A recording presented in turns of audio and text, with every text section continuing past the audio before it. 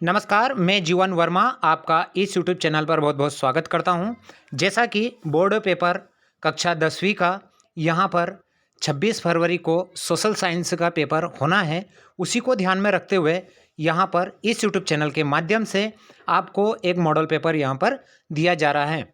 तो हम यहाँ पर सोशल साइंस के एक मॉडल पेपर को यहाँ पर कंप्लीट करेंगे। तो सभी छात्र एक बार यहाँ पर पेपर को देने से पहले इस पेपर को कंप्लीट कर लीजिएगा, क्योंकि ये परीक्षा की दृष्टि से बहुत ही महत्वपूर्ण है। और आपको बता दें कि इसी प्रकार से जो भी बोर्ड के पेपर, मॉडल पेपर्स और पेपरों के जो सॉल्यूशन रहेंगे वो आपको इस यूट्यूब चैनल के माध्यम से कंप्लीट कराया जाएगा। तो अगर आप इस चैनल पर नए हैं तो प्लीज़ चैनल को सब्सक्राइब कर लीजिएगा। तो चलिए, यहाँ पर जो पेपर होगा वो 80 नंबर का होगा और जो समय रहेगा 3 घंटे का रहेगा। तो चलिए हम यहाँ पर देखेंगे, सभी प्रश्न करना अनिवार्य है और प्रश्न क्रमांक 1 से 5 तक ऑब्जेक्टिव प्रश्न रहेंगे, जिनके अंक रहेंगे 32 यानी 32 नंबर के हमसे ऑब्जेक्टिव पूछे जाएंगे। तो चलिए पहले प्रश्न की तरफ बढ़ते हैं।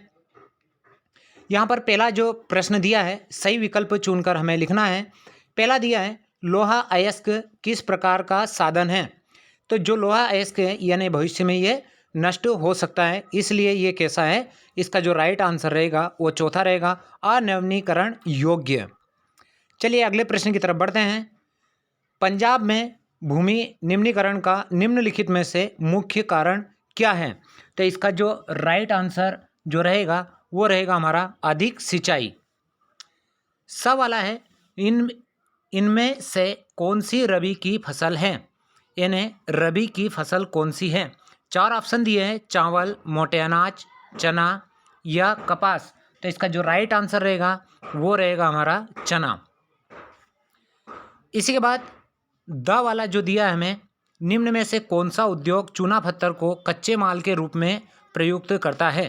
चूना पत्थर यानी कैल्शियम कार्बोनेट होता है, ये सीमेंट में उपयोग किया जाता है। तो इसका जो राइट आंसर रहेगा वो रहेगा चौथा। ई वाला है, हमारे देश में निम्न में से कौन सा महत्वपूर्ण परिवहन का साधन है। यानी हमारे जो भारत देश है इसमें सबसे बड़ा जो परिवहन का साधन है वो रेल परिवहन है, यानी सेकंड वाला इसका राइट आंसर रहेगा।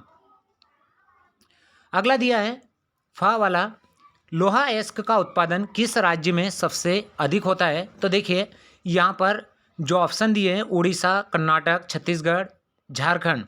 तो इसमें दोनों में ही सबसे ज़्यादा, झारखंड और उड़ीसा, इन दोनों में ही उत्पादन सबसे अधिक होता है।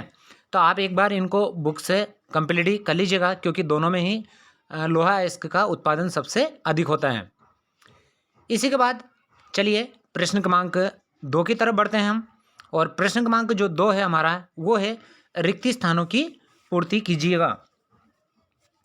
सबसे पहला है, भारत में सिंहों का प्राकृतिक आवास स्थल गुजरात का है। तो गुजरात का क्या है, तो इसका देखेंगे हम, ये है पश्चिमी गुजरात। तो इसमें क्या आएगा, पश्चिमी गुजरात, यानी पहले में आएगा इसमें पश्चिमी गुजरात। क्या आएगा, पश्चिमी गुजरात। सेकंड जो दिया है, नेपोलियन बोनापार्ट सन खालिस्तान के युद्ध में पराजित हुआ था। तो ये हुआ था 1815 में। तो इसका जो राइट आंसर रहेगा वो रहेगा 1815। इसी के बाद तीसरा दिया है, करो या मरो का नारा किसने दिया था। तो ये दिया था महात्मा गांधी ने, यानी किसने दिया था, महात्मा गांधी ने। इसी के बाद जो दिया है, भारत में खालिस्तान शासन है।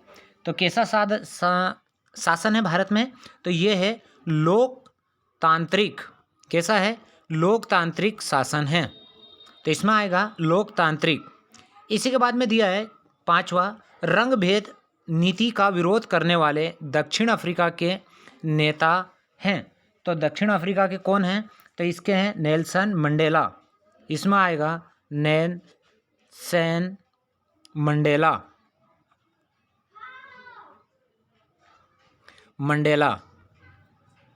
Nelson Mandela. इसी के बाद में अगला दिया है, औद्योगिक क्रांति का सर्वप्रथम में प्रारंभ हुई। तो सर्वप्रथम कहाँ पर प्रारंभ हुई है, तो ये हुई है इंग्लैंड में, यानी इंग्लैंड में औद्योगिक क्रांति सबसे पहले प्रारंभ हुई थी। इसी के बाद अगला दिया है, नेपाल में विलक्षण जन आंदोलन सन में हुआ था? तो कब हुआ था? 2006 में संपन्न हुआ था। चलिए, ये थे प्रश्न क्रमांक 2 के रिक्त स्थान। इसी के बाद में हम देखेंगे तीसरा प्रश्न। एक शब्द या एक वाक्य में हमें उत्तर देना है। पहला दिया है, नेपोलियन बोनापार्ट का संबंध किस देश से है? तो ये किस देश से है? तो ये है फ्रांस से, इन्हें फ्रांस देश से। अगला दिया है, IMF का पूरा नाम क्या है? तो ये होती है हमारी अंतर्राष्ट्रीय मुद्रा कोष। ये होती है हमारी अंतर्राष्ट्रीय मुद्रा कोष। इसी के बाद में दिया है तीसरा, मार्टिन लूथर कौन था? तो मैं आपको पढ़ के बता देता हूँ, आप इसको नोट कर लीजिएगा। ये जो थे, ये ईसाई धर्म में प्रोटेस्टवाद नामक सुधारात्मक आंदोलन चलाने वाले व्याख्यात थे। इसी के बाद में चौथा है, प्रिंटिंग प्रेस सर्वप्रथम किस सदी में भारत आया था? तो यह आया था 1556 में। पुर्तगालियों ने गोवा में प्रारंभ किया था। कब किया गया था? पुर्तगालियों ने 1556 में गोवा में प्रारंभ किया था। इसी के बाद है, हीराकुंड बांध किस नदी पर है? तो ये कौन सी नदी पर है? तो ये महानदी पर है, यानी महानदी पर बना हुआ है। इसी के बाद में आता है, गुजरात तट पर कौन सा बंदरगाह स्थित है? तो वहाँ पर कौन सा बंदरगाह है? तो वहाँ पर है सूरत। इसी के बाद में दिया है, उपभोक्ता संरक्षण अधिनियम कब लागू किया गया था? तो ये किया गया था 24 दिसंबर 1986। दिसंबर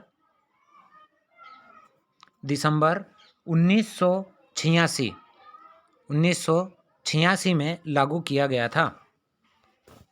चलिए, ये थे हमारे प्रश्न क्रमांक 3।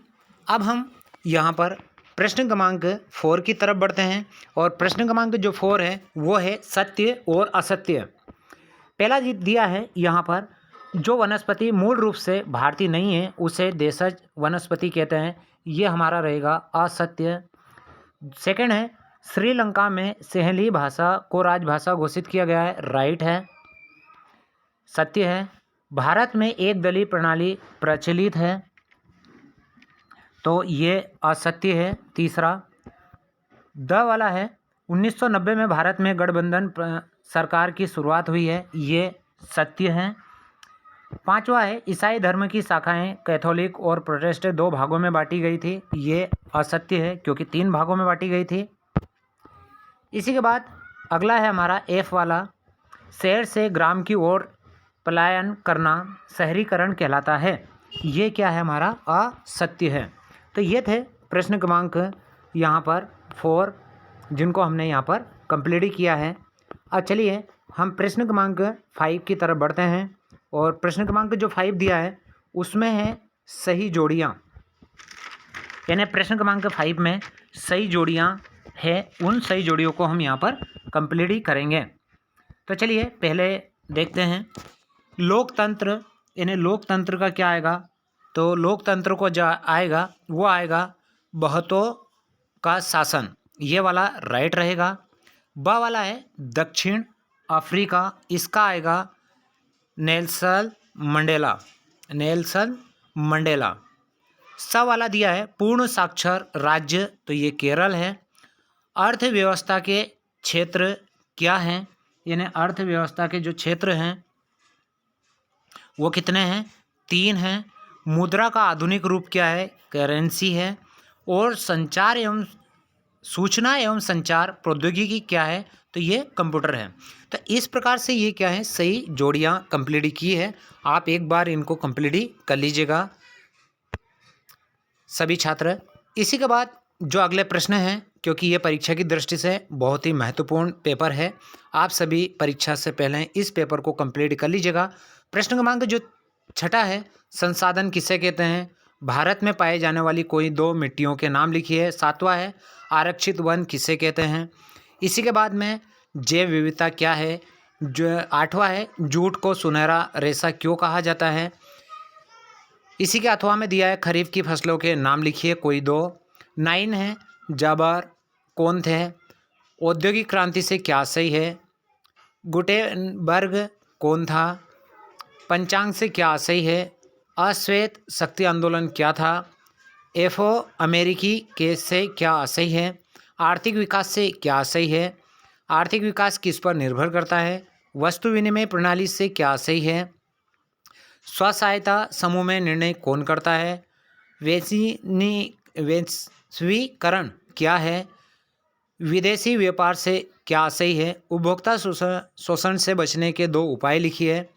सूचना के अधिकार से क्या सही है। लोहा एवं अलोहा धातु में क्या अंतर है। धात्विक और अधात्विक खनिज में अंतर लिखिए। औद्योगिक प्रदूषण किसे कहते हैं समझाइए। राष्ट्रीय अर्थव्यवस्था में उद्योगों की क्या योगदान है। प्रथम विश्व युद्ध के समय भारत का औद्योगिक उत्पादन क्यों बढ़ा था। तो इस प्रकार से इन सभी प्रश्नों को आप एग्जाम से पहले एक बार ज़रूर कंप्लीट ही कर लीजिएगा, क्योंकि ये परीक्षा की दृष्टि से बहुत ही महत्वपूर्ण प्रश्न हैं और ये आप अपने दोस्त और दूसरे छात्रों को भी सेंड कर दीजिएगा ताकि वो भी इन प्रश्नों को अच्छे से देख लें।